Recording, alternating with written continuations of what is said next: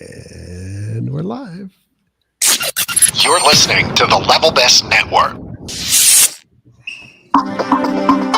This is the INTERCOT Insider Live, episode number 149.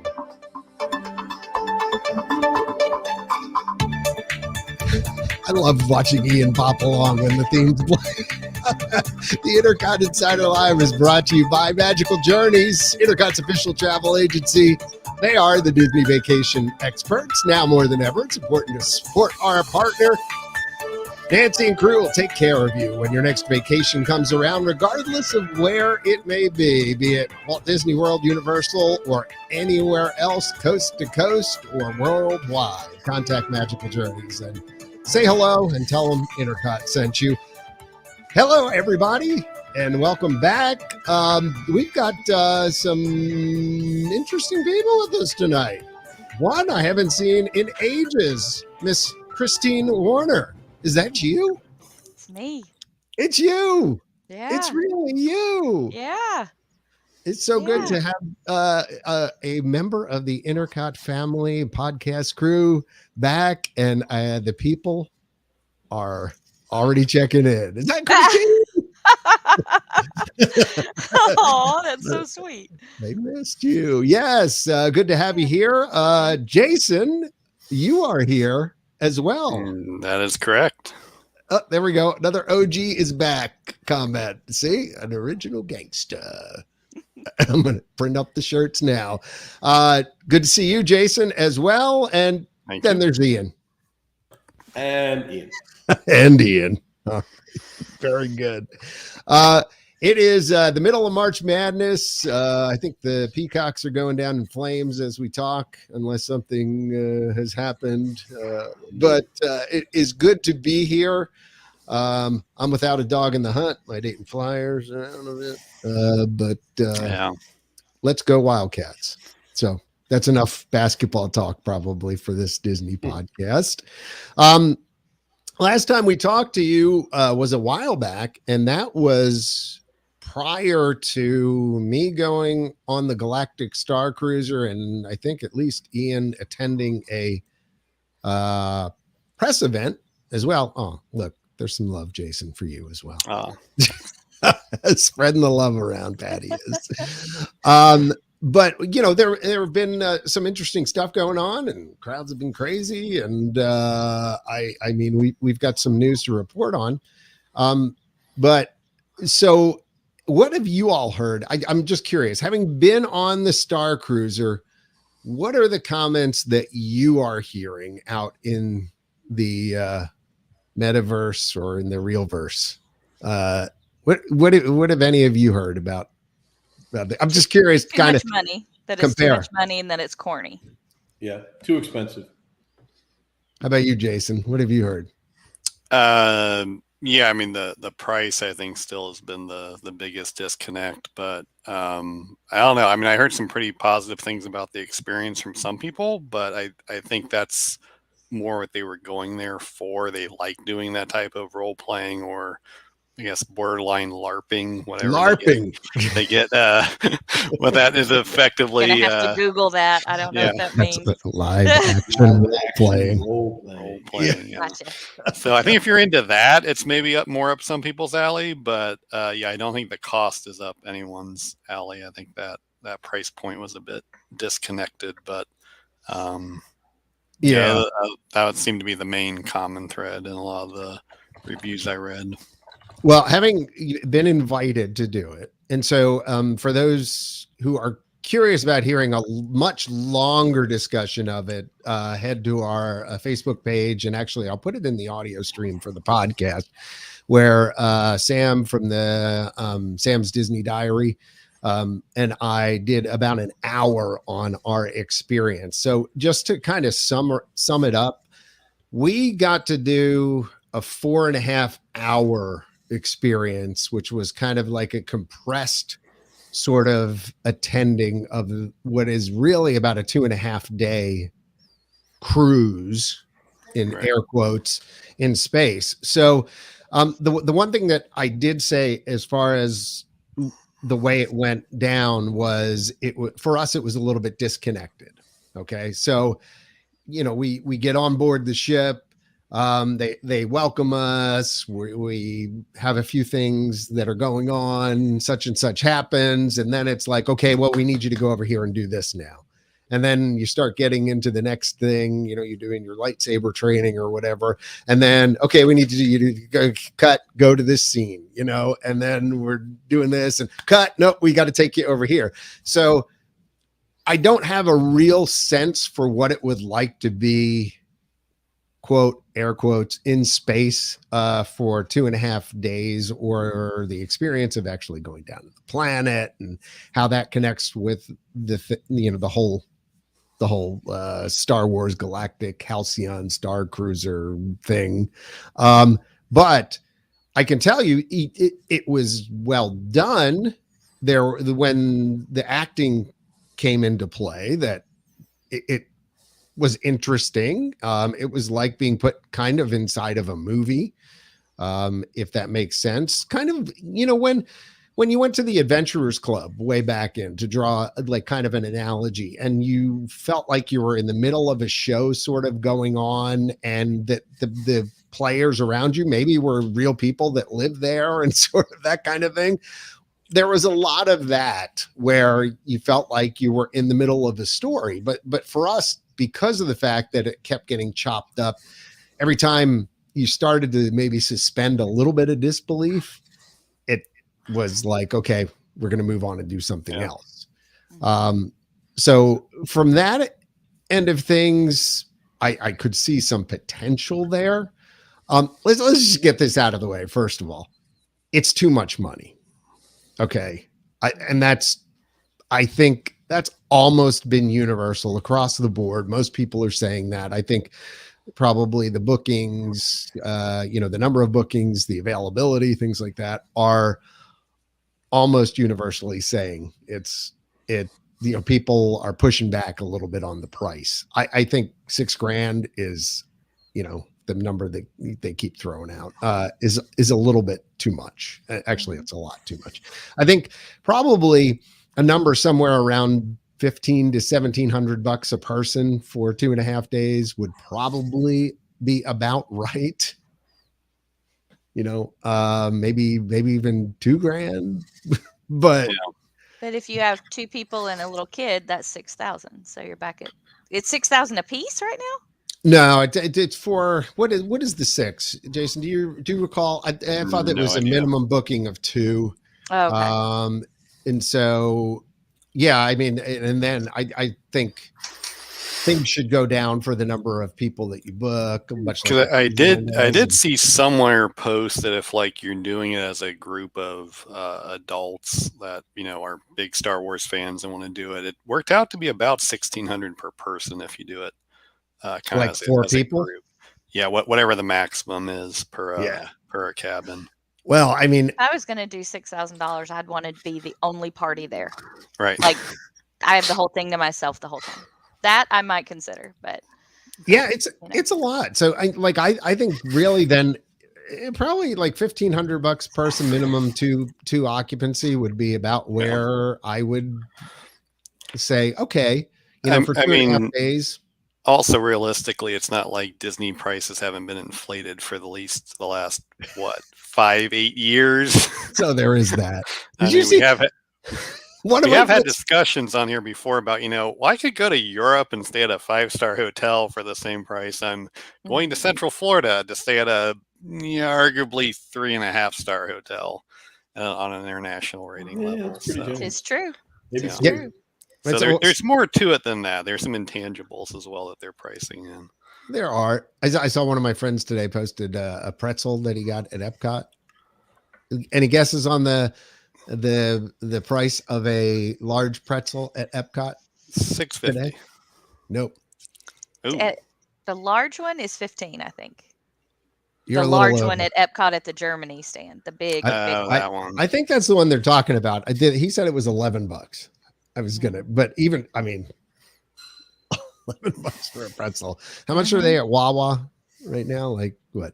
$1.99 or something. $1.99, something like that. Yeah. Yeah, exactly. Yeah, I sent you that article the other day, John. I don't know if you had a chance to read it, but it was exactly that. It was titled, although I will take offense to the fact that they referred to Wawa as a gas station. But yeah, it was. It was. They actually compared it to Wawa. Oh, I wasn't Yeah, even. it says Disney sells gas station pretzel dramatically inflates cost. So Disney sells literally the exact same pretzel. So they buy them from the same people, you know, that Wawa buys them for. Disney sells them for $7.19. Wawa sells them for $2.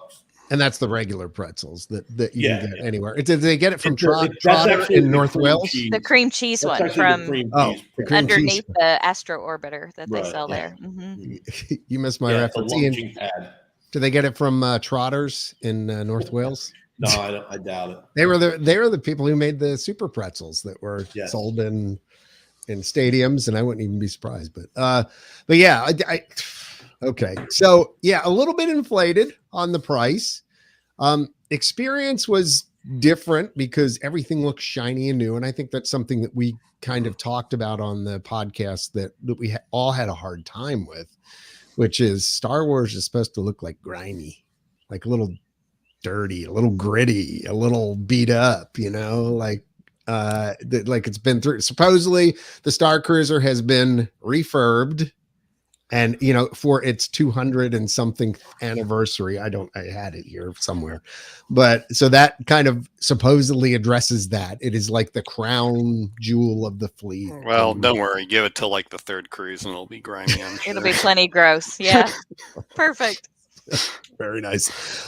The cabins, if you're sleeping 4, that'd be tight. Yeah. Let me say, some of the cruise ships I've been on have looked spacious compared to those cabins. Well, here's my question. Did you get to see what like the bed actually feels like? Does it feel like a bed, or does it feel like a yoga mat on a cement block like it looks? I did not get to lay on the bed, unfortunately. That's my main question. Literally, I mean, you know, like I said, we were being rushed so much and trying to take in so much in 4.5 hours. I had, because one of the first people took way too long filming the room. He will remain nameless.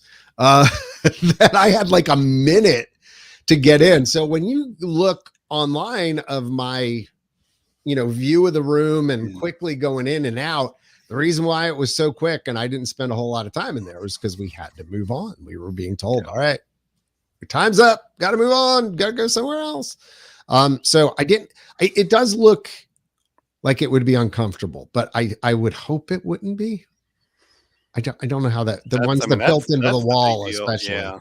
Yeah. I mean, that'd be the biggest deal for me. If I'm going to spend that amount of money, you know, I better at least have comfortable, not, you know, space cabin of a ship, you know, really authentic surroundings. Well, you don't need it to be that authentic. It's a Star Cruiser. It's supposed to be nice.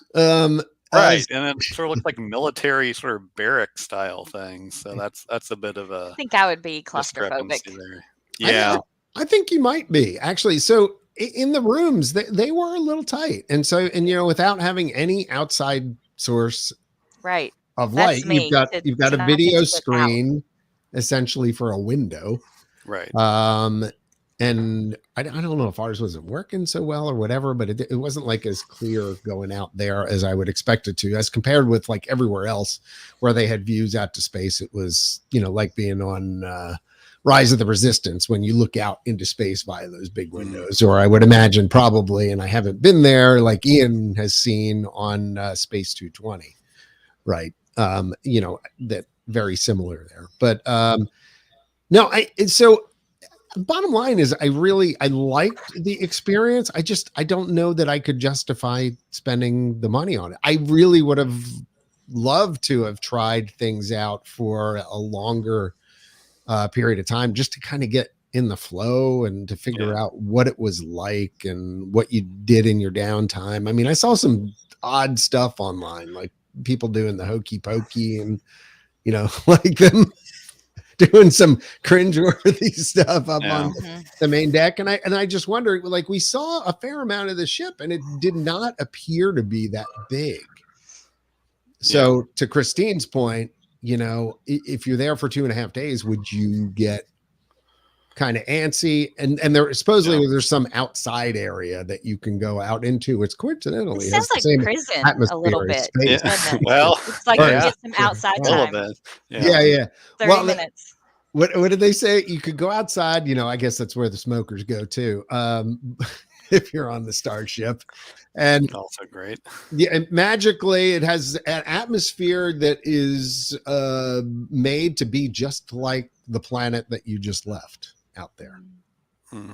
in the outside courtyard thing. Yeah, 'cause I think at least half of one day you're actually in Star Batuu. Wars Galaxy's Edge. Yeah, Yeah. you're in Batuu for about half a day with some. I think I saw there's like some exclusive entertainment that's like technically behind the scenes to the public, but you see as part of that. So that is a little bit different. But yeah, unless you're really into Star Wars and are really going to suspend disbelief and like get into it and play your role, might not be the best choice. Dude, Well, yeah, not look for that like price. Chewbacca does, and Yeah. Yeah. I 'Cause mean, I mean, definitely it can like I think Christine said, it can come off very corny, if you're not willing to, invest yourself in it. Just I think as a casual observer, you're gonna be like, why is this person doing this? Like, what is going on? and I also think they missed an opportunity too. Like there's no spa, there's Yeah. no swimming pool, hot tub, Right. anything like that. That Yeah. could have been, those could have been cool opportunities. A spa, I would have thought, would have almost been a natural on a luxury star cruiser. Like they could have Yeah, put that in. and I guess the logic was, you're playing out this story the whole time. Like, I mean, I did see reviews where like even when you're eating like one of your meals, like the last breakfast you have on the ship, like there's a major point to the story sort of unfolds while you're having breakfast. So you're in this story the whole kind of the whole time. So and again, if you go to this spa, that's a little bit harder. To do that. Well, you're not sort of actively in the story anymore. But it's 2.5 days. So, I mean, maybe they fill every moment with story, but like we were eating. That's the impression I got from reading some of these reviews. Well, and what was the hokey pokey? that's not in the story. I am not a big Star Wars fan, but I know they didn't do the hokey pokey on Star Wars. They had to fill some time. They ran a little too quick in another activity. Maybe it was from one of the comics. Yeah, that's true. It could be one of the stories that the adjunct stories, or something went down. I don't know. That also could be the possibility. I don't know. But to your point, yeah. So we were eating a dinner the one night, and then the Imperial dude came in, and he with some stormtroopers, and things got a little rowdy, and he interrupted the show. And then towards the end of dinner, we went to Red Alert, and we all had to report up to our muster stations. And that was when Rey and Kylo Ren went at it, and then that led to the big finale. Yeah, in a fight. Yeah, So definitely check that out. That actually. Like that stuff was really good. And we have some of that video on the Facebook feed. We also have it on our TikTok channel. So also spoiler alerts in case you want to do this and do want to be completely surprised. You're going to see it. One of our videos on our TikTok channel is still going viral, and we're over 700,000 views on that from specifically me ordering the fiery Mustafarian. By the way, I've been schooled on how to say it, which is a drink at their. Which, that was the only other, I guess I'll say, constructive criticism I did see several people say is, as far as, repeat business, it doesn't seem like they're really setting it up for this to be something that you're going to want to go back and do again, because it's going to be, at least initially, it's going to be the same story again. I said that same thing, Jason, when we talked about it before, John. Like, first of all, it's clearly priced at like once in a lifetime pricing. Right. And yeah, what's the incentive to go back once you've done it? I mean, you can do, I guess, a different path. I mean, there's a little, when you do the full experience, there's different storylines. Another $6,000. Yeah. Yeah, but essentially your grand finale and your battles and things would all be the same. So yeah, you're right. There's not like an A/B ship that it doesn't change. I gotta believe there's a fairly limited market of people who are willing to pay $6,000 for this experience. So like once for that specific experience, yeah, what happens? What happens? Well, you lower the price and you try and attract more people. Maybe it's they start out high. It's like they can't redo the story at any point in time either. Right, but since it's all acting and stuff like that, it's memorizing lines. Really go back? I mean, it's going to be the same ship, the same stuff. Like I don't know. I wouldn't. I mean, would you do it again? Would I? I would do it to do the whole experience. Well, you haven't done the whole thing though. Right. But once you've done it, no. I mean, I can't imagine again wanting to see all the same battles. I mean, I'm sure there was a lot of detail that I missed in 4.5 hours. Even depending on where I was at any given time. And like I went off and explored the bar while everybody else was doing stuff out in the main area. So again, even there, my path might have been. I think that's the question: is it different enough to justify the same, expense again? Yeah. So I guess we'll see. This is one of those things. And that to me though was almost the biggest gamble they're doing. Not to try to act like Star Wars is some niche. I mean, I realize there's universal receptivity to it, but it is still just Star Wars. It's still like one movie genre. It wasn't like they did it sort of like the Adventurers Club was. That was very malleable. It was very flexible. Yes, it was sort of 1920s sort of era, but beyond that, they could take the story and 20 different directions every night. The Adventurers Club was a bar. Like you just went in and paid. There also was that difference. It didn't cost $6,000. Like But I guess my point is a cover charge, and that was it. Yeah. It's not. You can get a much wider audience crowd, right? Or Star Wars is not a niche genre, but people willing to pay $6,000 to go do this, that is niche. That is the other thing is there was repeatability in the Adventurers Club because there were different shows that they did. There were different performers. Full of improv. Exactly. But it seemed like that could be a wider audience because you could do wider stories. Where with this, you have to stay within the Star Wars, sort of mythos and universe to some extent. Although, as I think we commented in the past, some of the characters they've put into this don't really look like something from the Star Wars universe, which is a whole different discussion. But so there's that. So there is still that. So anyway, if you want more detailed review of what goes on, and Sam's definitely a Disney nerd, so you can get a whole different level of analysis than I could ever provide you of the Star Wars.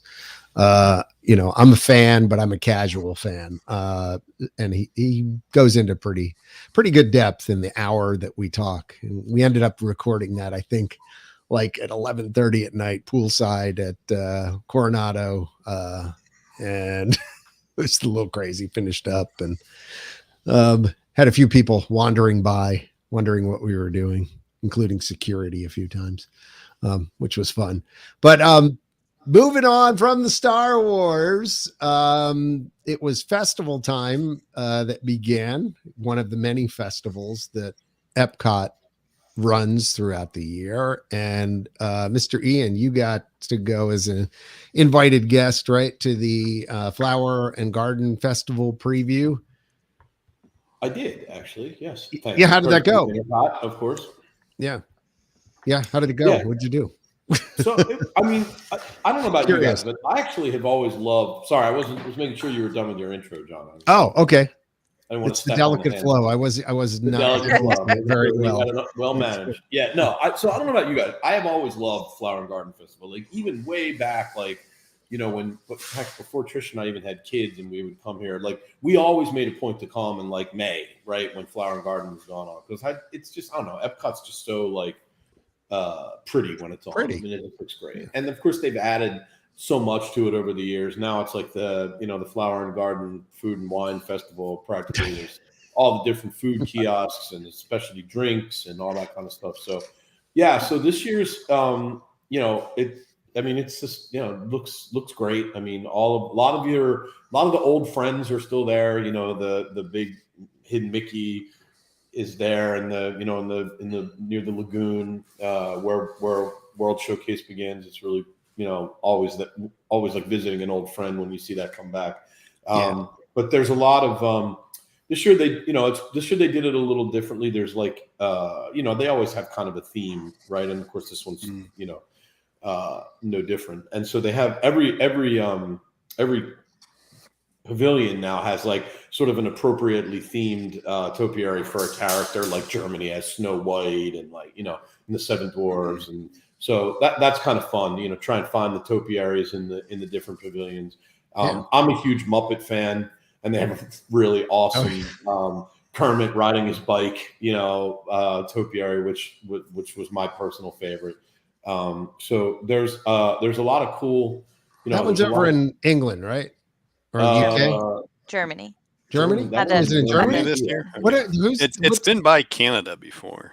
Oh man, I'm getting all confused now. What was Like the one where the at the very end where the bathrooms are. It's over there in front of the bathrooms. Yeah, and then across from that is where I think Snow White and the Seven Dwarfs Right, are. by the water. Okay. So y'all know. Yeah. Better than me. So what one's in the UK then? What am I thinking of? TikTok and Peter Pan and Captain Hook. Peter Pan and Tinkerbell, and they have like fairies and stuff, like Well, I little remember the fairy fairies. houses. That's Yeah. over by the fish and chips place, and then TikTok and Peter Pan and Captain on the Hook are other kind of side. by the water. Oh, okay. All right. Nice. I should post all Yeah. these. I took I think, pictures of all of them when I was France down had there. Belle, I think, right? Didn't France have Belle? And And Mrs. maybe- Potts. Yeah, Mrs. Potts, and I feel like I may have seen a Remy one somewhere. I think I found That like, a one's little kind of group- been there since they opened the ride. Oh, They just had yeah, the maybe- topiary right there by the entrance to the ride. So Yeah, maybe that's That's killing birds cheating. with one stone. They I know. cheating. They're That's cheating. cheap. Yeah, so it was cool. We got we did a couple of the actually more than a couple. We did quite a few of the adult beverages along the way. We were with friends who were down from home, so we did a little sort of a mini old people drinking around the world. We kind of got it. So had some really good adult beverages. We sampled one of the desserts, which we did as a Trish tries. That was pretty awesome. Over by the Imagination Pavilion, so that was really good too. So yeah, it was a good time. I mean, I love to me it's a can't miss. You gotta, if you're gonna come only once, come for the Flower and Garden Festival, because it looks great. Epcot looks great, and really had a good time. It was packed. Brutal. Like, it was really busy. No, it didn't reach brutal levels, but it was crowded. I mean, it was pretty crowded. I think everybody agrees with me. They must all love Flower and Garden Festival because they were all there. It was awesome. Oh, and one other thing that I love, which is super cool. If you've never done it, I think it's kind of a neat thing that they do. So as part of the Flower and Garden Festival, they actually do like a Flower and Garden Festival concert series, and so they have all these performers that come, and they'll do like 3 shows a night. And originally it was more. I think now they just since it's gotten so big. Flower and Garden Festival used to be like 6 weeks. I think it ran from like maybe like late April to like the end of May. Now it runs. I think it runs it's all July the way. 3rd. Yeah, all the way into July. Yeah. Oh, So wow. they have a lot of performers. It used to kind of be like, it was sort of flower power theme. So you get a lot of like older 60s performers, Herman's Hermits always was Right. Davy Right. Jones used to come. Yeah. Davy Jones always used to be there. So there was a lot of like, now it's a little bit of a broader crowd. They have, but it's pretty cool. Sorry, what was that there? Oh, they have Toby Mac, and Oh. so it's kind of like Night of Joy at I'm Flower sorry, Garden. Trish wants me to tell everybody that she got to see Rick Springfield there. So she was very Oh. excited. Rick. Yes. She was Jesse's girl. Oh my. Yeah. So that is. Now you said. Who'd you say you were going to go see soon? Tomorrow night we are going to see members of ELO, The Electric orchestra, Light right? Yeah. So I'm actually. I was gonna say I'm really curious about that because they've been coming there for years. I don't know anybody personally who's seen. Christine, have you seen them in all the years that you've not gone? that I recall. Okay, Not that I recall.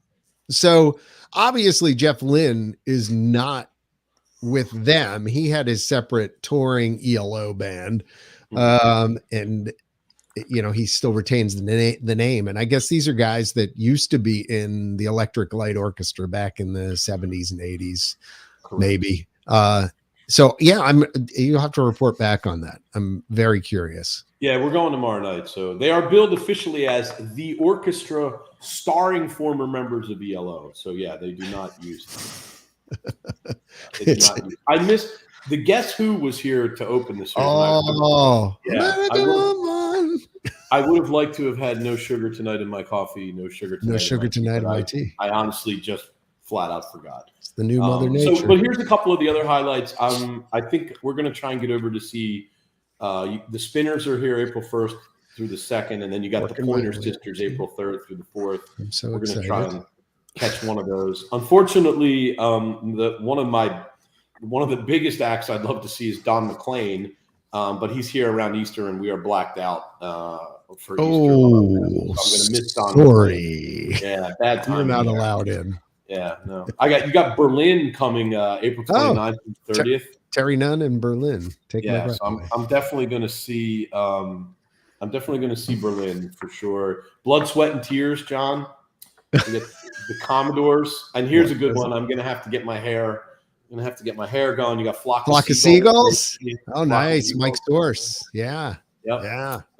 Little River Band, May 29th to the 30th. If you're I'm going to see them.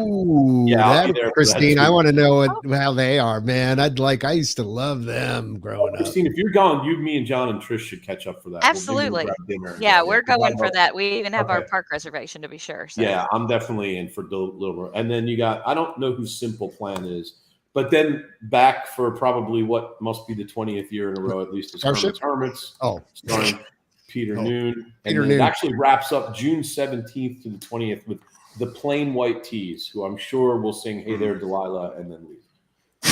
Yeah. Do your hit again. Yeah. Exactly. Hey, they had at least two. 2 hits? Okay. Yeah, they had a play your other hit. The unplugged of plain of exactly. No, what's the if you heard it, you know what it was, but I can't think of what the name is. One of those. Yeah. It's that big of a hit. Yeah. I thought you said the guy from Boston is going to be there, or Boston. He is going to. Is it Boston or just the lead singer for Boston? Tommy DiCarlo, singer of the band Boston. Okay, yeah. So he's the guy who replaced Brad Delp. So, and then Toby Mac's coming. We're going to see him too. Oh, nice.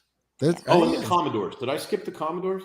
No, you said the Commodores. Yeah. I'm definitely going to see the Commodores. Feet times a matey.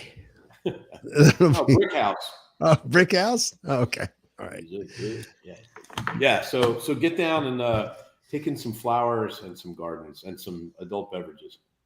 No, I mean, it's always fun. Actually, that's one of the things where I'm jealous of both of you guys living down there is the summer concert series. Always seems to be some bands for that. And then what do they do?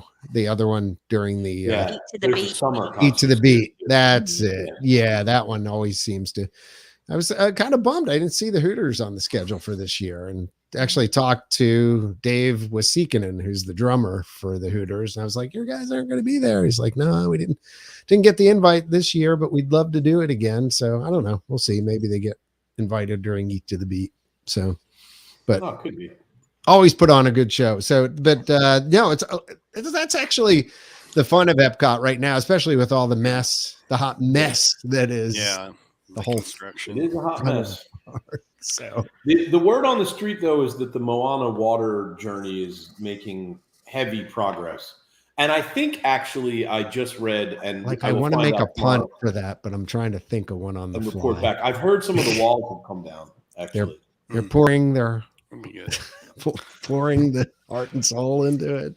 Pouring their heart and soul into Moana. Something else at Epcot that's happening. What's that? So that was many was people would nice. I argue like maybe that. the best part of Epcot, at least a World Showcase, was the Disney Cultural Representation Program. Oh yeah. Oh yeah. So that is coming back now. Is So it? it will come back in phases. It stopped in 2020 at the start of the pandemic, but they are now bringing it back. The first countries which will be participating, or pavilions, I guess I should say, with participants from those actual countries will be Host countries. Germany, Yep. Norway, Italy, France, the UK, and Canada. That's So those will fairly be the- significant. I was gonna say, Yep. isn't that all of them? But no, I know. Yeah, it's no, not, it's not that's quite, a lot. not quite, That's but a lot. it's a lot of them. Yeah, so those will be the first ones. Then they'll bring back the remaining in phases that haven't been announced yet. Have not announced an actual date, but I guess the program is now open and is now back. So Good. people from those countries that would like to participate, I think, can start actually applying for the program.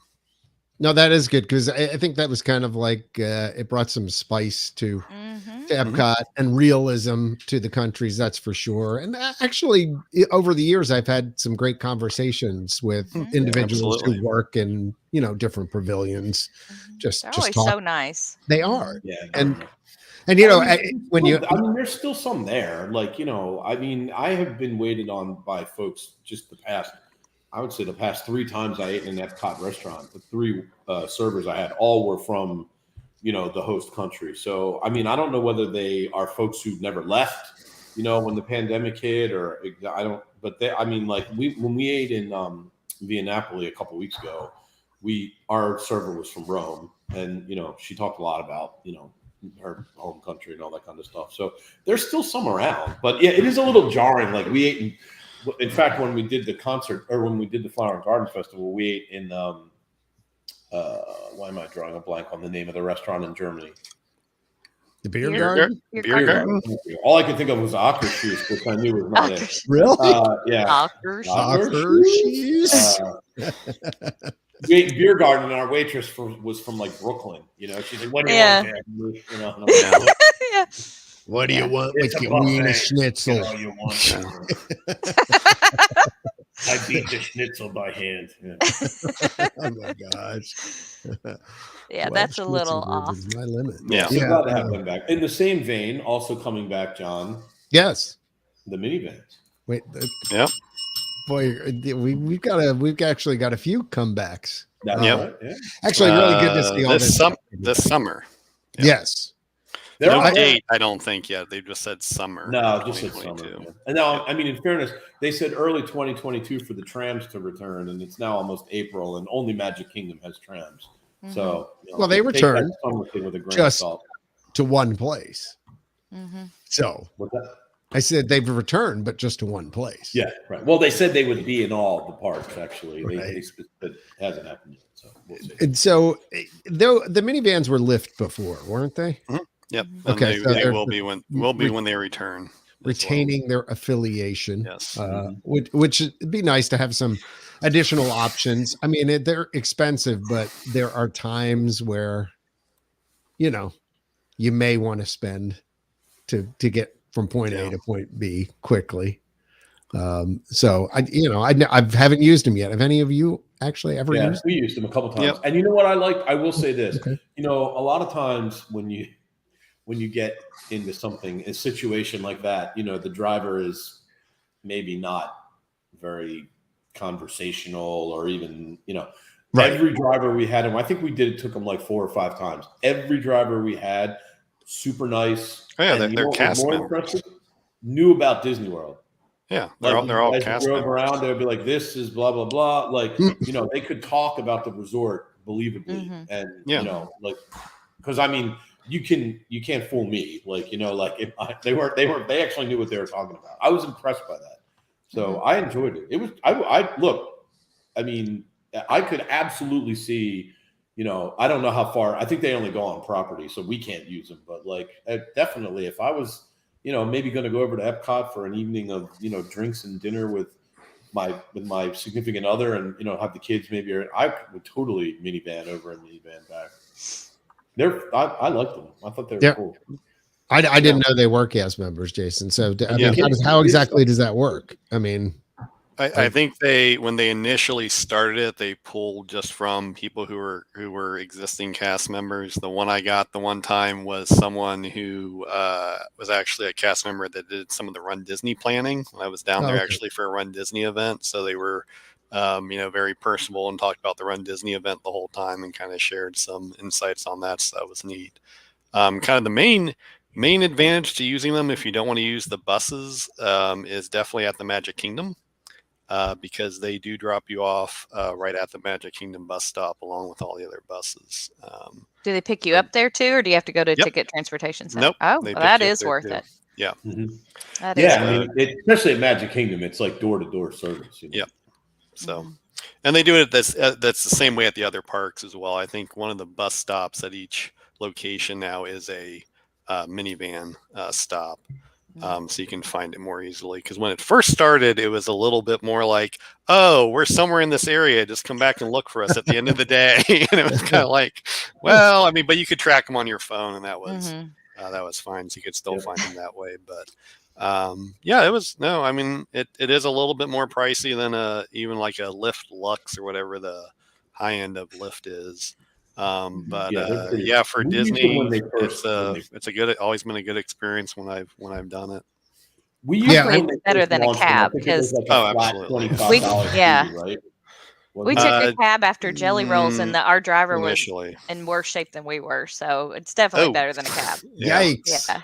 Yeah. It started as a flat rate, but then they changed it to a variable distance rate. Probably after about the first year or two of operation. Yeah, maybe a year, first year. Yeah. Well, I don't know whether you've noticed, but I mean, at least since I've started traveling a little bit again, I mean, the rates in Ubers and stuff have gone up anyway. Oh yeah. So I wonder. Rates and everything. Well, this is true. That's a sign of the times. But yeah, it's just a matter of noticing that and then wondering. I'm just wondering what that means for average trips and how much it'll cost to get from point A to point B on property. Yeah. We'll see when they bring them back. We know they still have them though, so we kind of debunked the rumors that they were all gone. They are. They were a security barrier at the Run Disney events this past fall. So. Yeah, exactly. Why put up a barricade when you can park 20 minivans? That's right.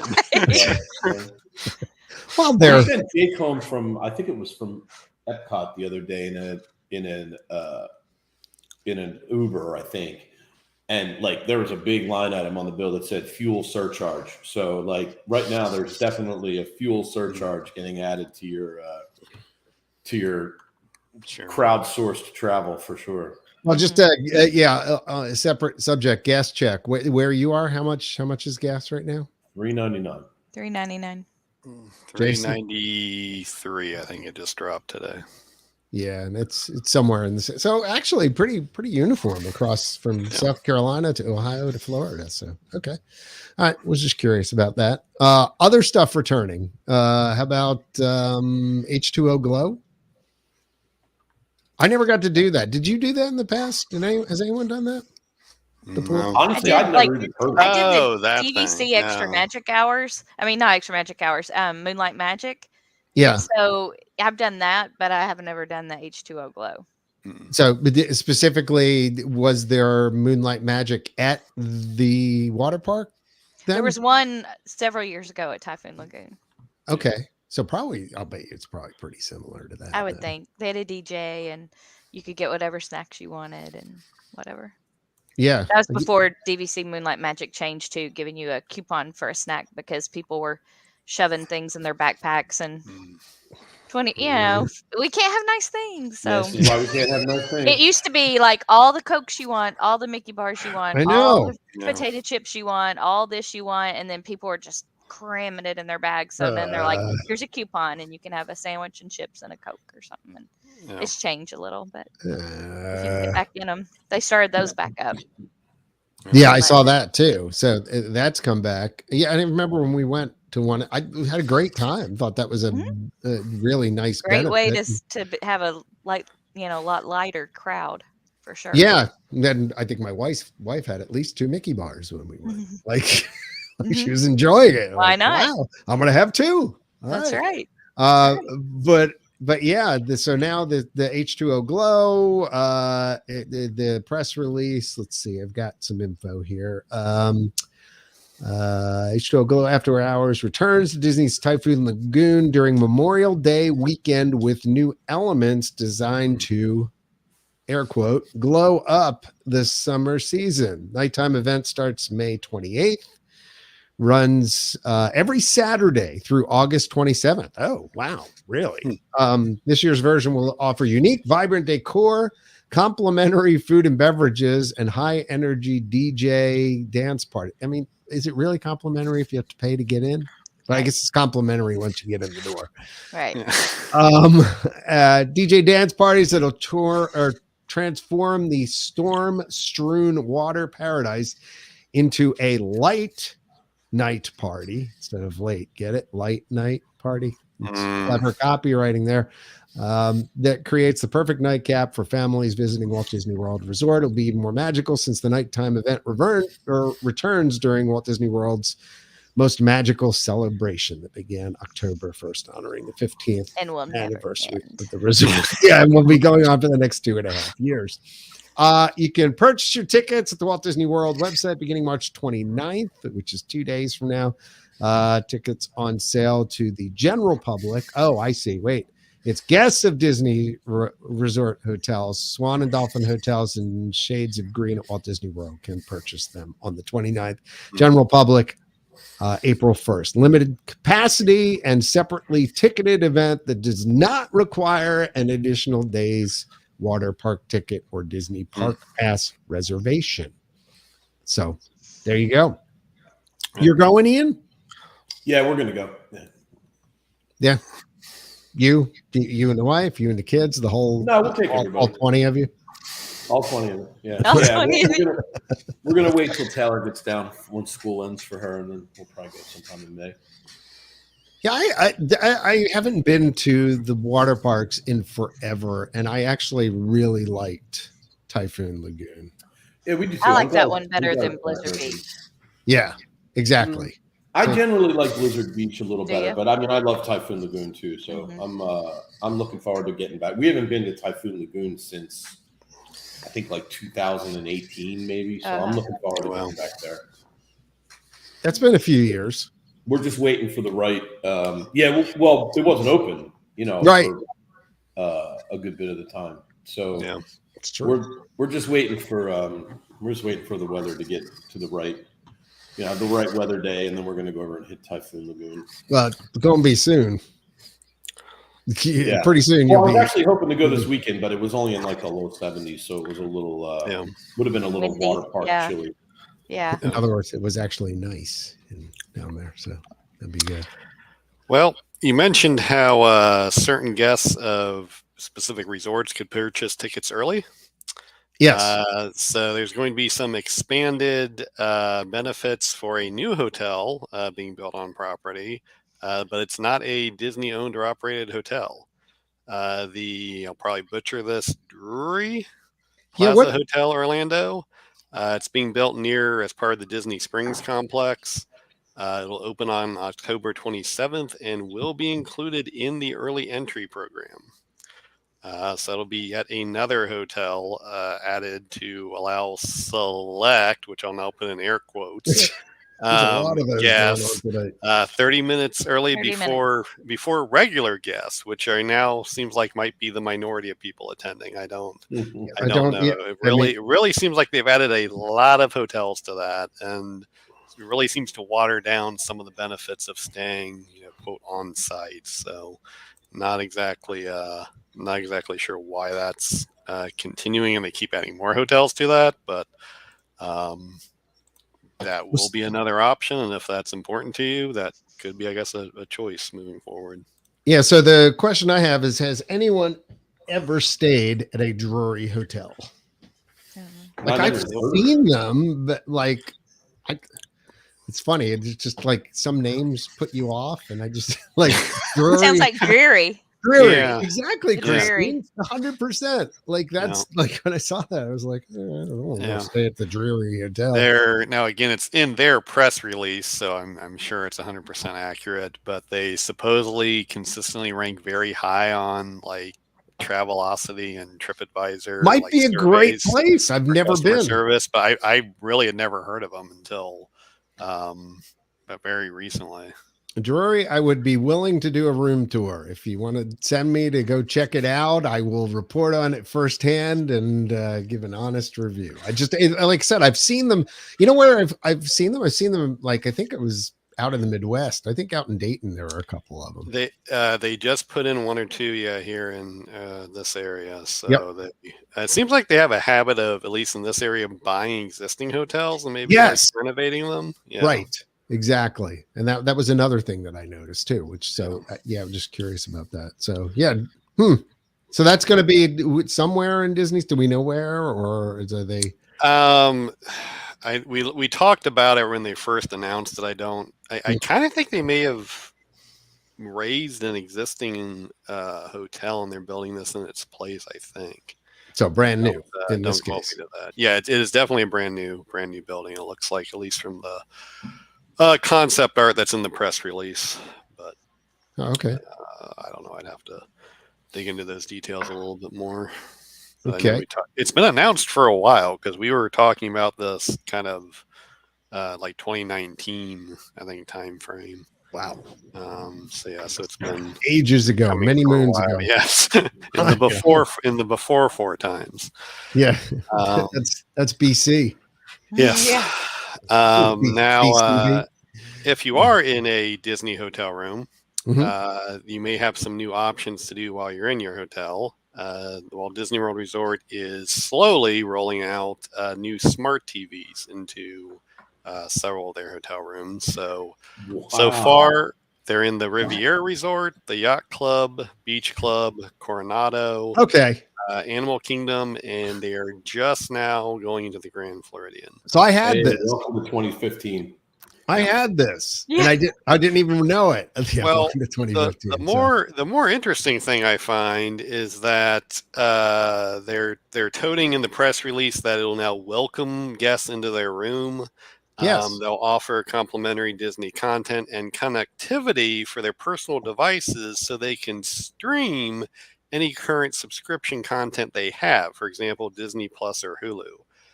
Isn't that a captive audience to give complimentary Disney Plus and Hulu during your stay as an advertisement?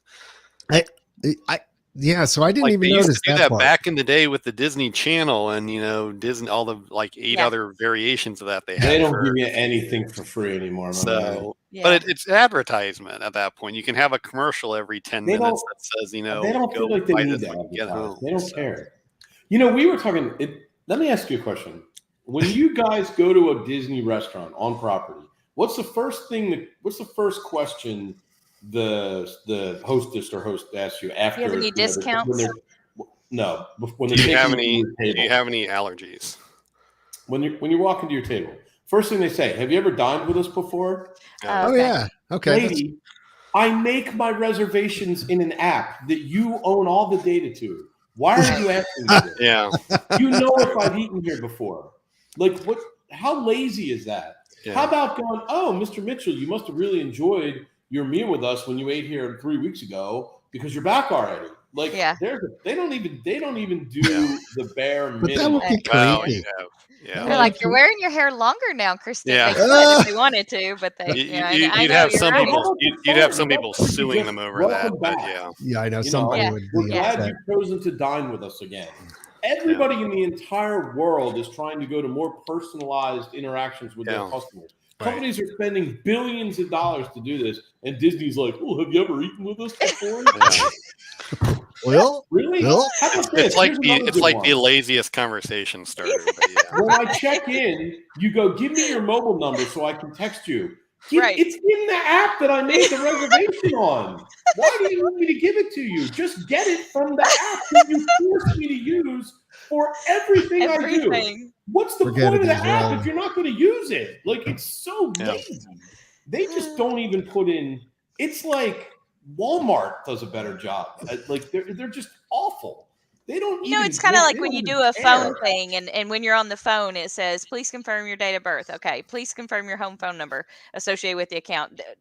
When I call member services, what's your DVC member number? What's your date of birth? What's the last four of your social? All this stuff, and then as soon as they come on, let me confirm. Is your member number blah blah blah? And I'm like, I already did it. I already told you everything. Don't make me go through the auto. Doesn't that just drive you nuts? Yeah, when you're I punched in everything you told me to punch. Yeah, I did all that, and now I've got to tell you again live. Yeah. Yeah. See, now I like, instead, to Ian's point, you know, like when I call my bank, it's like, well, your voice matched our voice print. Good to talk to you, Mr. Uglinski. You're like, okay, I'll take that. That's like science fiction to Disney. I know. Like, what are you talking about? Yeah, I mean, this is the company that has still doubled down on Go.com, but well, that's true. Actually, it's a good point. I was thinking that yesterday when I was going through the DVC site. Did they outlast AOL? I mean, is that who won that battle? I know, is AOL that's what they were going head to head.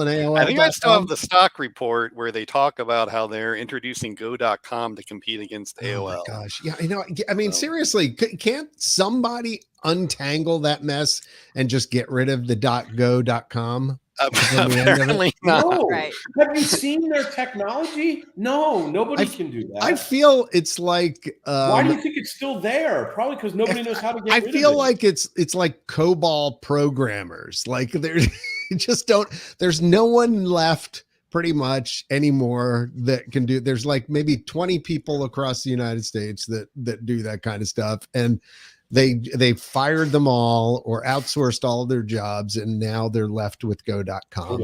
I think if they outsourced, it would have gotten better. But you're probably right. No, actually, they outsourced all of it, and it's not. I mean, I don't know. But Ian, to your point, I think it's actually a great point where, at a minimum, I mean, I don't want it to get to the creepy point, but at least saying, welcome back, good to see you here again, or it's nice to have you dining with us here again would be a better way to introduce there was that whole program too. I mean, even before the Magic Bands, they had the whatever Pal Mickey got introduced under.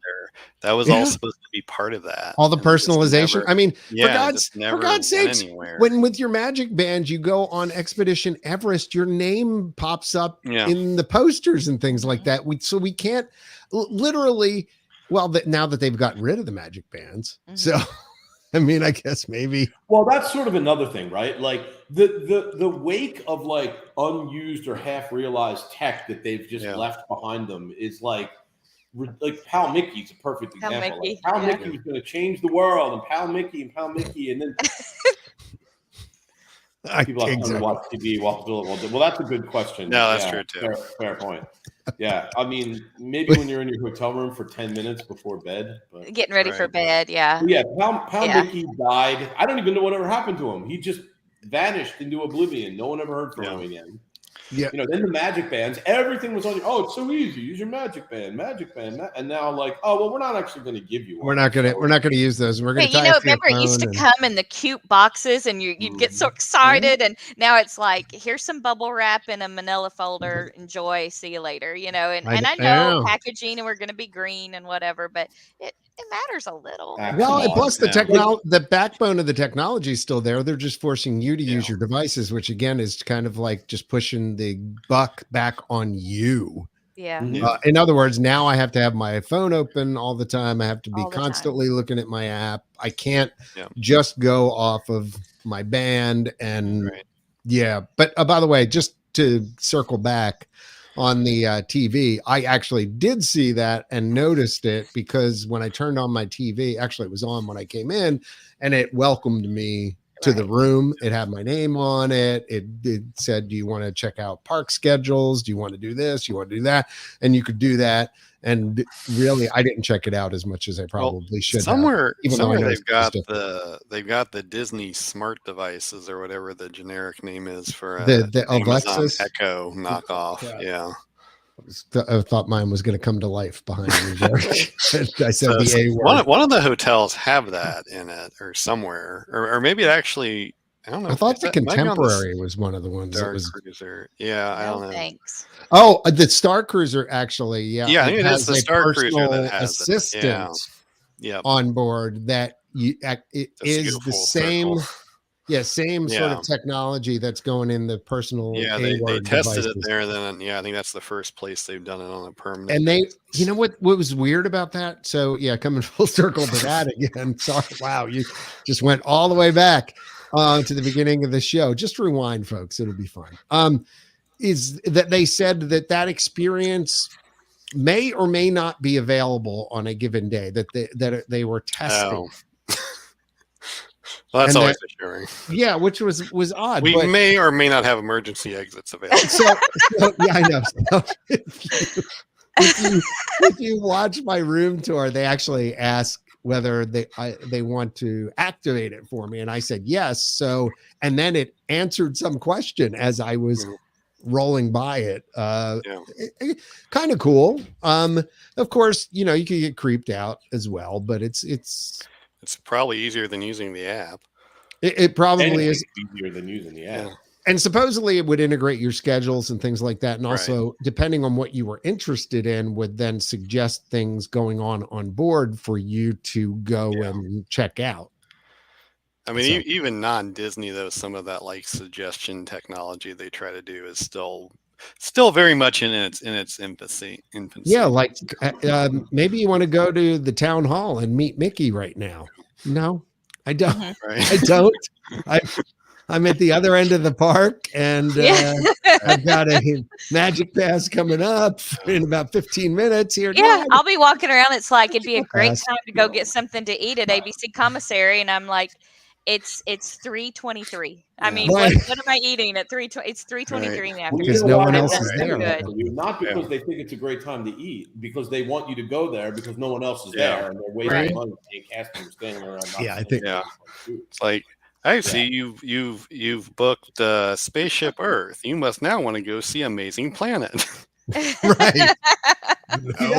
No one wants to go see Amazing Planet. Of what I'm talking about. So that data, right? That's data that they're using. Oh, there's nobody in line at the commissary, right? So we have that data, but they don't use it to the customer's advantage. They use it to their own advantage. Oh, I'm going to go try and get people to go eat. I'm going to push them into the line. Like 100%. Everything they do is internally focused around their own weird, obscure, operating procedures. I tend to believe in earnest it didn't start that way, but it just sort of turned into that's what happens when you build everything by committee. Yeah, when they realized what it could do for staffing purposes. Because that's what Magic Bands and the park reservations ended up becoming. It's so that they know how many cast members to staff at what park. It doesn't have anything to do with any other guest benefit. Our enjoyment. Yeah.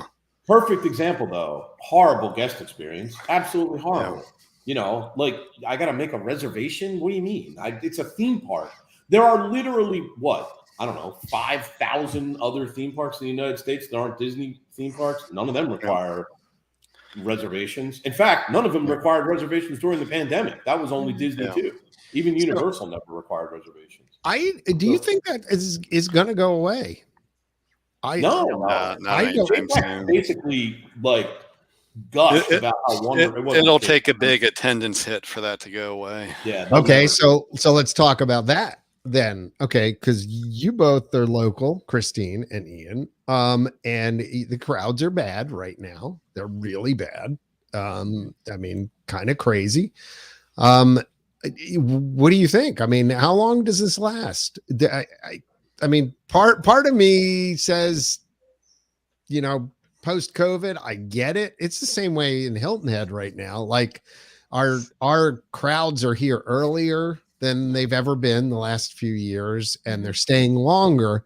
But I mean, do you think at this point it's kind of the post-COVID, I got to get out, I can't stand this, that being locked up, and then at some point, do you think inflation actually hits and people, and $4 a buck, or $4 for a gallon of gas, or $5 starts setting us back to where we were, like when they stopped building resorts for a number of years? I mean, What do y'all think? I mean, being locals, how do you see it on classic? It's like the classic joke, right? Like, Disney World, nobody goes there anymore. It's too crowded. Like they're all there. I don't know. I mean, right now, I feel foolish ever saying anything about people not going there because it's just packed. I mean, it's actually not. That's the interesting thing. It's really kind of not packed. It's just the lines. Capacity, right? The lines are bad. It's not. The, it's the lines. It's the line to get anything to long. eat. It's the line for the ride. Anytime I get in line for anything, to buy a mug, to to do whatever, it's just a line. To get a cup of coffee, Yes. The line for Starbucks is always out the door and down, and like some of it is clearly just they don't have enough people working there, or I think it's a lot of that. Part of that, and I just honestly, the people that are working there are very new. Yes. And very poorly trained. I try never to take my frustration with stuff out on the cast members because I know it's not their fault most of the time. But we were in Animal Kingdom and we ate it. I can't remember what it used to be, Restaurantosaurus. I don't know if it still is or not. And like I actually I finally lost my patience. There was a guy so you know how you have to go back and pick up your food at the window when you do the mobile order, window 3. Mm-hmm. So like I go back to window 3 and I'm like, oh, here's my thing. And I'm like, literally, I can tell right away we're in trouble because the cast member's like, sorry, this is a video podcast, right? People can see what I'm doing. Ian's eyes, just looking around. The eyes were glazing over and confused. Doing this thing with the receipt, right. And I'm like, oh, here we go. So they're looking around and they find somebody and they're, collaborating on the thing. And so my food apparently, this took like a good 5 to 10 minutes to figure out. My food was actually at window 5, not window 3. And so their lines are long. There's like 30 people in line at window 5. Right. And so I'm like, okay. And I'm like standing there and the guy's standing there looking at me.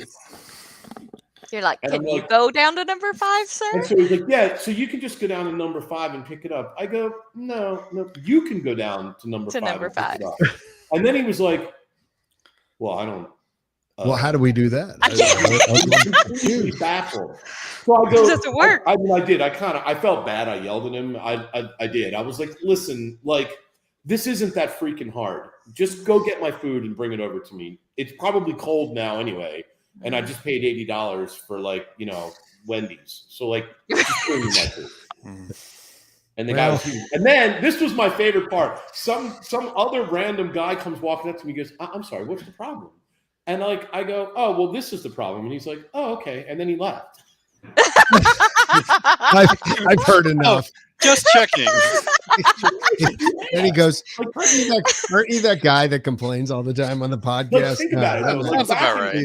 20 years ago, they'd have been like, oh, we're really sorry for the mix-up. Yes. Here's a free cookie or something. So different. No free cookie. They were just like, here's your ice or just a sorry. Just a sorry window for 20 minutes. And by the way, we're kind of annoyed that you made us walk down there instead of you walking. Yeah.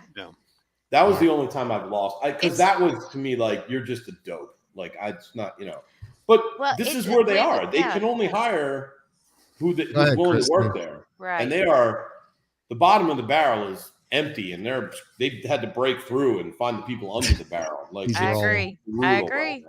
I agree. We went on. By the way, this is not just Disney. I'm not. No, this is not a knock on Disney. Everybody is having this problem. All right, Ian, let Christine speak. Oh no, I'm good. I'm good. No, I was just going to add that it's so different than it used to be in a lot of ways. We went on Disney Cruise in September, and I knew there were going to be limits and the masks and the whole thing, and that's okay. I came in knowing it. But I didn't realize that 2 of the restaurants were closed. Not all 3 were open. Everybody was on the same rotation. You couldn't go to Cabanas at dinner. You could only do certain things. Well, so that meant on Pirate Night, everybody had the same menu. And we don't like that menu, my husband and I. So I asked if I could have chicken tenders. No. Really? I said, like from room service, can I get some there? Because room service is 24/7 on the cruise. Right. Can I get some from room service if you eat it in your room? I said, so I'm grounded? I said, well, can I go order it? We were with friends and they liked the menu. I said, can I go order room service, have it brought to my room and then bring it down here to be with my friends? No, those dishes must remain in your cabin. And I asked, and I'm not talking to someone live because guest service desk was closed. You had to make an appointment to chat with a cast member on the ship. You couldn't go to the desk. So I'm chatting with her and she said, absolutely not. I'm sorry. You can either eat in the dining room or you can have room service in your room, or when the fast food stations upstairs open at 9:00, you can go have pizza. And I was like, okay. And she goes, I said, are you sure? And she said, yeah, I asked my dining manager and he said, you can't. So at that point I start stewing. And because I'm like, I just want chicken fingers. That's all in the world I wanted. And I start stewing and I go to, and I find a officer or whatever, that wear the white suits. And I said, is it because of COVID or is it just a different service thing that I can't get chicken fingers instead of what's being served in the dining room tonight? He said, yeah, you can have chicken fingers. Why couldn't you? I said, yeah, they told me no on the chat. I'm showing her the chat. I asked my dining room manager. He said no. So he gets the dining room manager and I don't know if he's either throwing her under the bus or the woman just wanted to get me off chat. But the dining manager said, I know nothing of this. He goes, at court, you can have as many chicken fingers as you want. But it took an hour. My friends were done eating. And so we ended up just buying a bag of chips and eating that until 9:00 when the pizza window opened. And I thought, I can't believe how many points I paid for this cruise. My mouth is agape.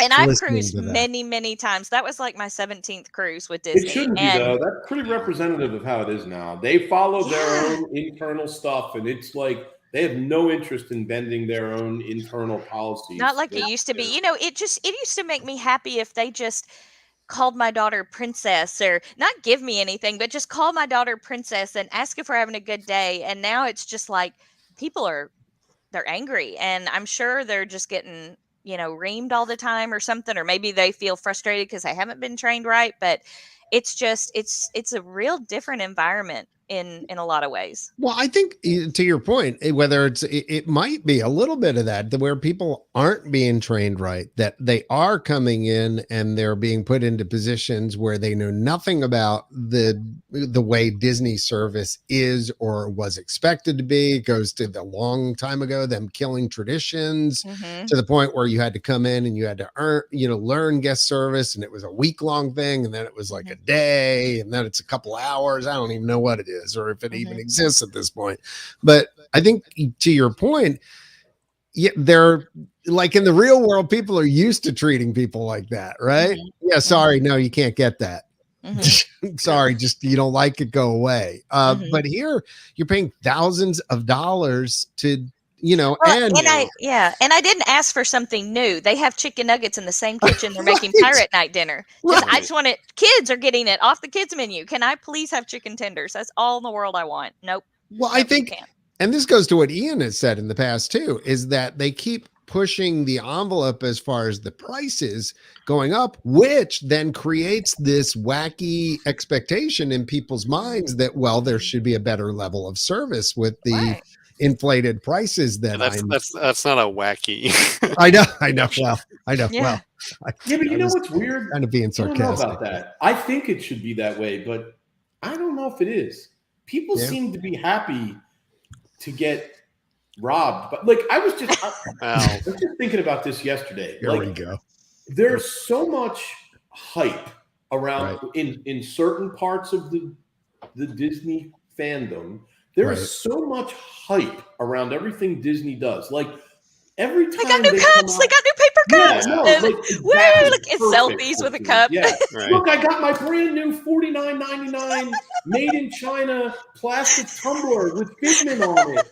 Yeah, I'm so excited. Like, I mean, and they're just like honestly, like they show up and they're like, "Oh my god, the new Bradley bag has." That's part of it, but I mean, there's also brown and other white.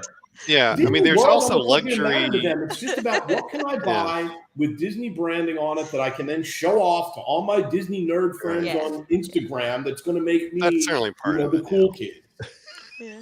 And as I'm showing my $40 drink that I got on board the Galactic Star Cruiser right here with my cool glass and my little metal bottom. There are other products and whole industries that are based around the fact that I'm paying a lot of money for something, so therefore it must be valuable. Must be so good, right. They've fallen into that as well. But then there is, I do expect, I mean, for me, that is one of the intangibles that I do come back for, is I do still expect good service for that amount of money. And, that certainly is starting to change, and, we'll see where we are here in a year or two. But so then this goes back. That is the difference. It goes all the way back to what I was asking in the beginning, which is, it's fine right now. Okay. Because people are coming out of COVID. There's more customers than they know what to do with. People actually still have money probably saved up from the last few years of not doing anything, not going on vacation. A lot of people are job hopping and getting huge raises now. Well, that too. There's a lot of cash. There's a lot of cash in the market right now. But the point is, as interest rates start going up, and they're talking about 5 or 6 interest rate hikes over the next year, then the inflation is at record highs. We've got gas prices, which are at near record highs right now. At some point, that sort of environment that's going on is very similar to what happened the last time post 9/11, when things just went to crap as well. I was going to use another word, but this is a family podcast. But when they stopped building hotels, all of a sudden that they had announced, everything slowed up. So, I mean, do you think we're headed there, or do you think that we're just going to keep people? There's unlimited demand for Disney at this point. Right now there is, because I think the people that are the segment that we're talking about, these people that are totally there to be Instagram fabulous. All in. Yeah, all in. Yeah, they're just like, to Jason said it perfectly. It's expensive, so it must be good, and I'm going to do it, and I'm going to show everybody that I'm doing it to prove that I have a lot of money, and be ostentatious. And that's like a big thing, now. It's just flaunting, your wealth in a very humble yet visible way. And those people aren't going to be affected by this the way that, the average guy is. So, and frankly, the way Disney is right now, they're clearly saying, we don't want the parks full. We don't want a whole bunch of people here who are staying at the Holiday Inn Good Neighbor Hotel. If we had our way, we would fill the parks with people who spent $35,000 on a suite at the Grand Floridian, and they want a VIP tour guide every day, and they're going to eat in all the best restaurant. I mean, that's what they want. They don't care if they can make their money on literally 5,000 guests. They'll do it. They would prefer it. They would. I think there is a certain amount of truth in the fact that less is more kind of thing right now with the park reservations and the whole 9 yards, that they're controlling the capacity. But I wouldn't say the experience is better. Like, you would think with all that going on that the experience would be better, but whether it's lack of cast or lack of training or something, I don't. You need a lot less cast to service 5,000 people than you do 50,000. Well, you would. That's true. Yeah. Although I don't. And those 5,000 can operate on have a much better time without the other 45,000 people there. Yeah, well, I don't know how many people go through the parks every day, but I don't think it's 5,000. I don't think that's going to pay the bills. If they could have the 5,000 people there that were spending $10,000 a person, they would much prefer that over 50,000 people spending, $1,000 a person. I think certainly everything that's been done lately has kind of, gone towards that, where they're ramping up the prices. They keep pushing. I mean, to Christine's point, where it's, and I think yours too, Ian, where the hotels are really, 3.5 stars. They're not 5-star hotels. They're okay. But they're charging 5-star hotel prices, to be there. And so I think my thing is, I just think it's only a matter of time personally that I'm going to answer my own question before this comes crashing down. I think fall, winter, maybe things start turning for the worse. And I think the very likely pending airline price hike will have some impact. But that's a good point as well. There's a different local population cross section than there was, 10, 15 years ago as well. So Yeah, but you can't. I mean, may not be as impacted by airline prices. It may not be, but then you'd have to actually start offering annual passes again. Yep. Which you can't even get. That's another main reason why they instituted the park reservations, because they can very easily balance the number of annual pass holders in a park in a given day. Right, but I'm saying that's another huge reason why they want to be able to do that, because they can, essentially say we're only going to allow 40% of the park to be annual pass holders, which then becomes a problem with annual passes, which is probably why they haven't been reinstituted at this point. You're still, I think it's definitely that they're contracting demand for them, or shutting off demand for them right now, so they can control the flow. Yeah, no doubt. I think you'll see one of two things with annual passes. Either they'll stay not for sale, or when they come back, they'll be really expensive, like prohibitively expensive, so that if you want to get one, you're going to have to pay through the nose for them. Mm-hmm. Because they don't want annual pass holders there. They just I think it all depends on demand. If demand falls through the floor, then that's the brilliant thing about this. That with the way they have it now, right? If this, if the bucket fills up with day guests to here, right, and they continue to see that, they can push the annual pass, they'll keep capacity this way and bring in more day guests. Yeah. Whereas if the day guests start to trickle off, they'll just allow more annual pass holders in. And once that happens, then maybe they'll but the problem is if you piss off your local base enough and your annual pass holders, and then you don't allow a bunch of them to even have annual passes, then they may not come back. I don't think they say they won't, but they will. Yeah. I don't think Disney believes that that's possible. Okay. I don't. I think that I really don't. I used to joke, John. I used to say this 10 years ago, and I might be time to start breaking this out again. Eventually Disney's going to turn into like a guy who takes your turnstile, a turnstile, a guy who takes your money, and then another turnstile. And that's just walk in, hand over your money, walk out. I mean, so they.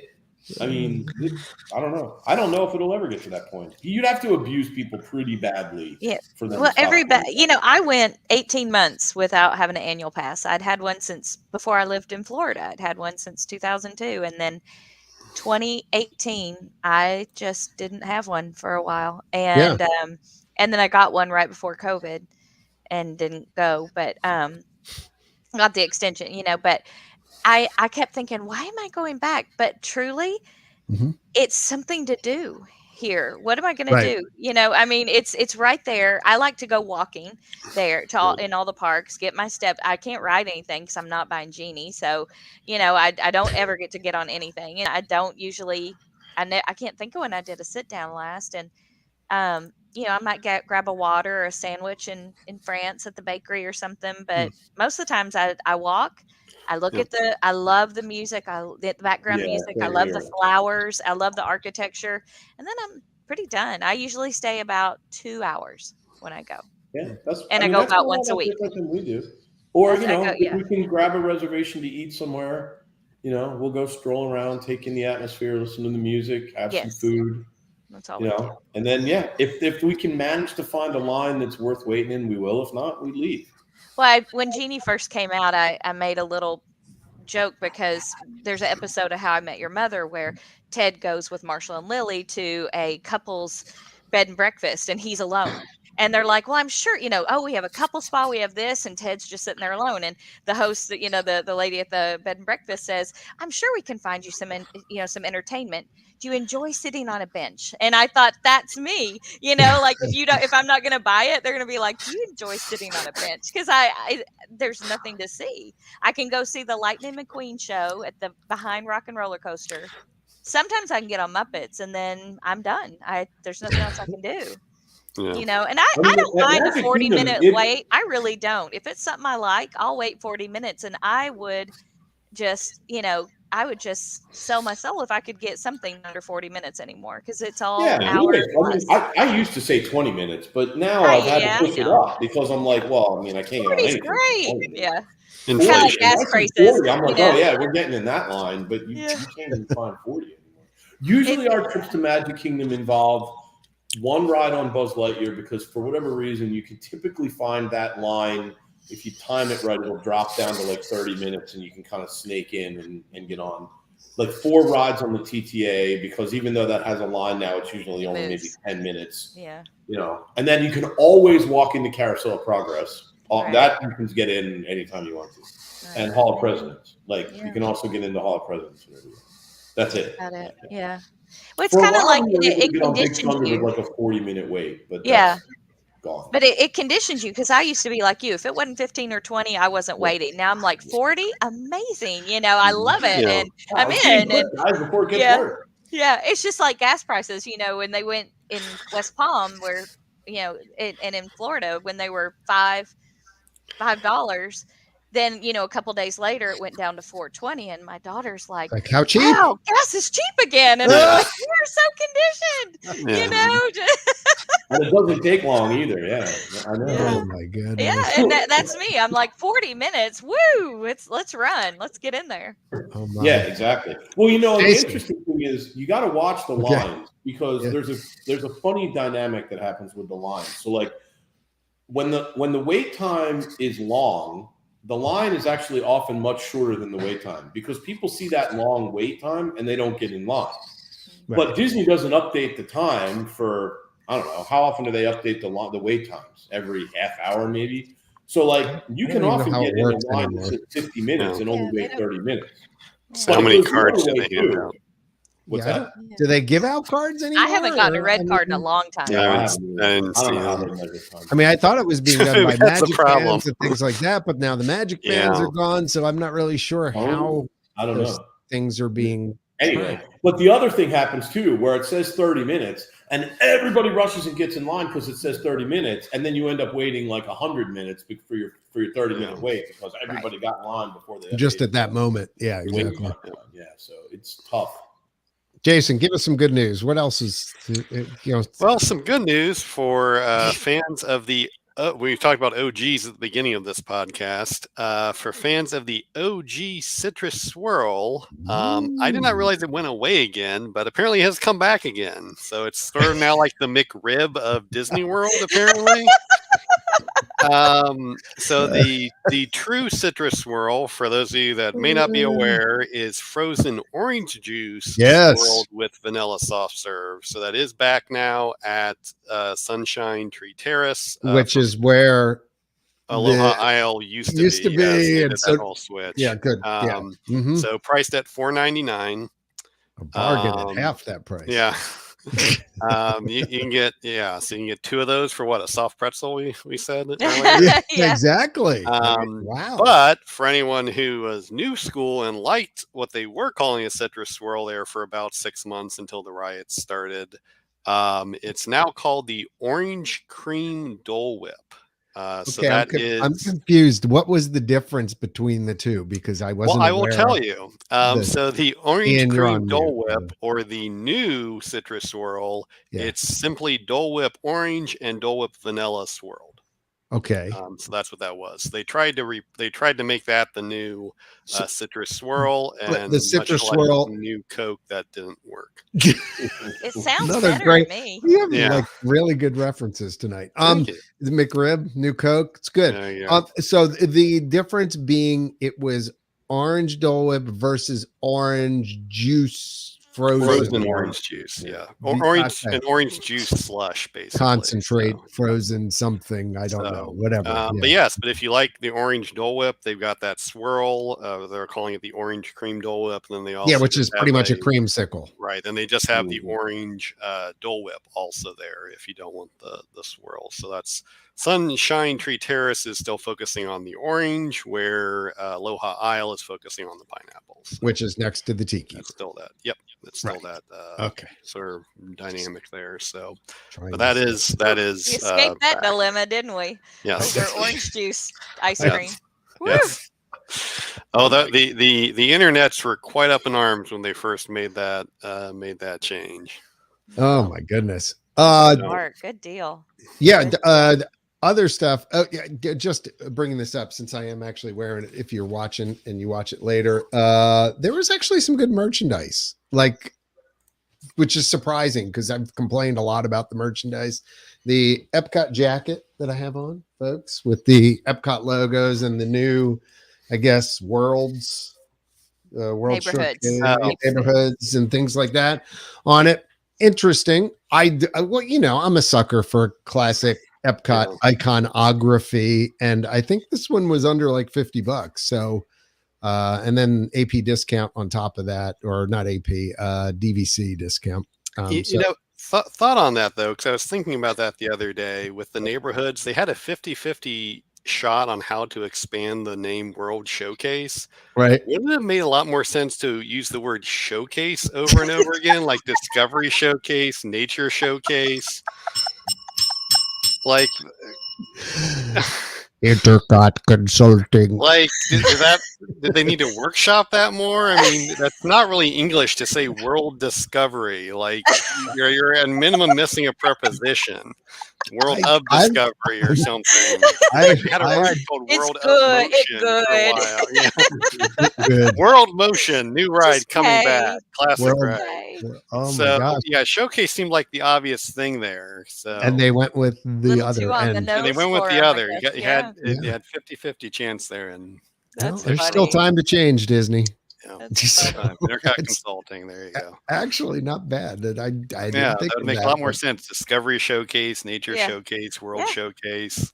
All right. Well, so we've got Celebration Showcase. we've Yeah. got like less than 5 minutes left here. The Polynesian Resort DVC. And along with that, the ending of an era for the show that was the Luau.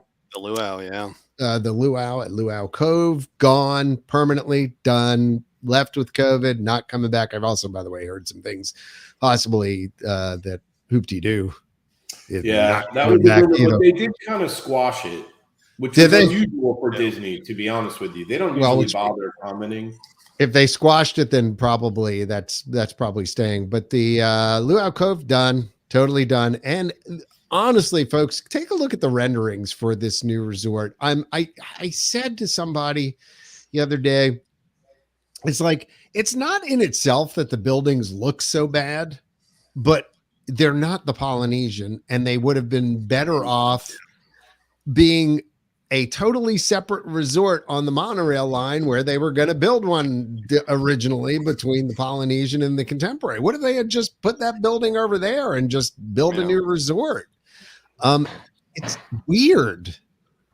Like, it's really shoehorning things. I'm pretty sure the rationale, John, is what the rationale is for everything these days. It's a lot cheaper because the infrastructure is already there. Right. You can hook into the existing, you can share all the services that are already there. You don't have to build a new laundry and all that other stuff. I know. I mean, you can just plug it all right into the existing Polynesian infrastructure. But think about it this way. It'd be sold out from now till whenever a new monorail resort opens up. Out from now till ever. The Polynesian will be sold out for the rest of our, it doesn't matter. They're all sold out. Yeah. So you don't need a new hotel to sell it out. The Poly will keep selling out. I mean, if you think about it, DVC is a little skimpy anyway. So, I mean, they did the same thing with Grand Floridian. They did. They built that whole new Grand Floridian addition to the DVC addition to the Grand Floridian. Now, that one they did. I don't know why they're opting for such a bizarre look for the Polynesian one. I just looked back at it because I wasn't sure if it was like a homage to the original Polynesian design. Because if you ever look at some of the original Polynesian concept art, it's very different than what they actually built. But no, this is like new age California architecture, which they probably figured was close enough to Polynesia that it was the resort that was supposed to be built over where River Country, like, kind of a little bit of that sort of styling that got canceled too. It had a funky name. Was it like Gathering or something? Gatherings or the Whisperings or this? Was it Well, now, what was that? Because we said it sounded like where you go after you have a mental breakdown. Yeah, it definitely had like a To collect your Bellevue? Was thoughts. it Bellevue? What was that? Was it inspiration or something? It might have been inspiration at something, like one of those kind of, where it was reflection. Reflection, you're right. Of Earth. A lakeside lodge. Yeah, there you go. Yeah. Reflections, a lakeside lodge. Reflections of Earth. And that guy would welcome you when you welcome. Yeah. But by the way, John, I don't think they ever officially canceled that. It's just one of many. They just pulled all the construction equipment out and had pretty much done. Yeah. Well, like you said, that would have been its own. Yeah, that would have been its own infrastructure, so they don't really seem interested in that right now. But yeah. Yep. No. Although they did recently say like the Mary Poppins attraction is back on. Yes, that's back construction schedule. Yeah, so that's what they said. They were pretty clear. These things are not canceled. They were just sort of delayed. Yeah. So that's whatever that attraction is, which they still giving us like almost zero details on. Other than nearly impossible concept art where they show you walking into the house through a doorway. That's great crowd flow. I don't know. They haven't released any other details. So I mean, but what does it say? That basically they announce another resort while not saying anything about the other one that they were supposed to build. They cleared the land and now they've taken all the material and put it back to wherever it came. Yeah. I mean, that pretty much was not DVC though, was it? Yes. I thought it was. I think so. Yeah, it was DVC. Yeah. The Whisperings. Whatever. Yeah, not pretty sure. I've already forgotten. It's such a memorable name. Yeah, I still remember what it was either.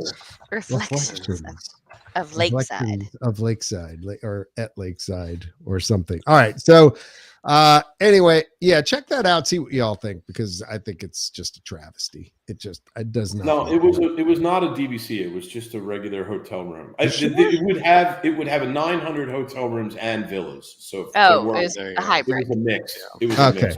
But still, okay. So they've thrown that out.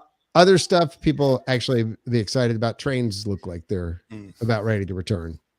Magic Kingdom, which is much more. I hear the whistle tooting every once in a while. I think they just do that. Mm-hmm. I think and that comes, it comes from some speaker somewhere on top of Cinderella Castle near your roomie. And no, because we never heard it up until like, I don't know, maybe a month ago it started. Right? Yeah. They definitely are. They're definitely doing tests right now. Yeah. Yep. So, trying to think anything else we need to cover, because I think that's about it. I think that was it. All right, we did it. All right, cool. We at the hour 30 mark, so that's about where we wanted to finish for this Sunday night. All right, I got nothing else. Nothing special. Anybody else? Rest in peace, Taylor Hawkins. Oh yeah, I mean, it's just another person gone too soon. Age 50. That sucks. So, wish me luck. I get a root canal tomorrow. Trish had one of those a couple months ago. On that note, they've gotten better from what I've heard. We're going to end on a positive note, John. Yeah. Or I think that's what. Well, honestly, you know what we should do is, and not to bring anything down or anything, but honor our dear friend John Carbonara. Oh yeah. We had a podcast since then. That's right. We have not podcasted since then. Who we lost one of our dear friends and a true INTERCOT site supporter over the years, who had been to more events than I can probably count, and also probably shared times with more podcast members and more other INTERCOT members, and met up, and just was a delight to be around, and loved the site. Always had a good joke and a smile on his face every time I saw him. So really sad to see him go. And it's, speaking of folks leaving us too soon. So, our thoughts and prayers go out to his family, and we will miss him. A Run ICOT runner too, as well. So, John, we'll definitely be thinking about you during marathon weekend this year. And hope you'll be with me when I try and pull off a full marathon for the first time ever. You might need him. I will need his spirit with me. No joke. Christine knows what it's like to run a full marathon. So never again, right, girl? Never. I think if I could take it back, I might. Yeah, that's still have dreams. I'm like, it's only mile 24. I remember that so well when you did that. I was just thinking about that the other day as I was trudging through a 10 miler, and at mile 7 my legs started cramping up, and I was like, this is going to be a miserable final 3 miles of this race, and it was. But I know exactly what you're saying. But and not to bring things down, but again, thoughts and prayers out to them. I really, it's very tragic to lose him at this point. So, but yeah. Anyway, for the INTERCOT Insider podcast, I guess we are done for another episode 149, and look for us to return somewhere in the weeks ahead. It was a great pleasure having you, Christine, on again. I mean, it's been enjoyed it way too long. We made a date, Christine. Sorry? Yes. We made a date. Don't forget. Absolutely. Yeah. You got it. Little River Band. And speaking of dates, guys, check out intercot.com and the Facebook page. INTERCOT 25 is coming this October. Tickets are available now for our special event party. And the full schedule is on the website. We'll be promoting that in the weeks and months ahead. Make your reservations now with magicaljourneys.com. 3 days of fun stuff going on, and a neat private event at Planet Hollywood. Ticketed, so get your tickets now. Limited number will be available for that. So we hope to see you in October. So on behalf of Christine, Ian, and Jason, I am still John. Thanks for tuning in, everybody, to the INTERCOT Insider podcast. Bye now. Bye-bye. Bye-bye. Bye-bye. Unfortunately, I didn't roll the theme until a little bit later, so we've got a little ways to go here. So awkward. Okay. By the way, Jason, it was great having you as well on podcast. It had been quite a while. So Ian, love you, man. How many years ago was it that you joined the Friends of INTERCOT? I just posted. Say that was like 24 years ago. 24 years ago. We have Ian and a handwritten note to me wanting to. I mean, in fairness, my printer was broken when I wrote it. Yeah, that was the best part of it. Yeah. Sorry, John. Printer's broken. 24 years ago? Yeah, quite possible. Anyway, thanks for sticking with us all these years, and thanks for being a part of the fun on intercot.com. Yeah, there's still a website. Join us on all of our social media platforms, including the TikTok, where we're growing exponentially by the moment. It's crazy. Thanks for tuning in, y'all. Bye now. Bye-bye. Again, goodbye. Bye-bye. Still. Yeah, no, that's it. I swear.